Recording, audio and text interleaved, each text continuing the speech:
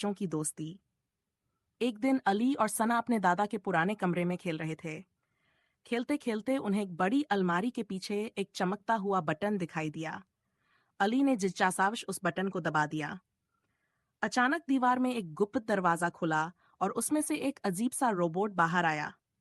Robot ने कहा, मेरा नाम रेक्सी है, तुम्हारे दादा ने मुझे कई साल पहले बनाया था। अली और सना हैरान रह गए, लेकिन जल्दी ही खुश हो गए। रेक्सी चल भी सकता था और बातें भी कर सकता था। उसने बच्चों के साथ खेलना शुरू किया। रेक्सी ने उन्हें विज्ञान की मजेदार बातें सिखाईं, जैसे बिजली कैसे बनती है और रोबोट कैसे चलते हैं। अली और सना ने बहुत कुछ सीखा और मजे किए। एक दिन खेलते समय सना फिसल कर गिर गई। रेक्सी तुरंत दौड़ा और उसे प्यार से उठाया। अली ने मुस्कुराकर कहा, रेक्सी सिर्फ रोबोट नहीं, हमारा सच्चा दोस्त है। अब रेक्सी हर दिन बच्चों के साथ खेलता है, उन्हें नई चीजें सिखाता है और उनका ख्याल रखता है। इस तरह एक पुराना रोबोट और दो बच्चे अच्छे दोस्त बन गए। अगर आप चाहें तो इस स्टोरी के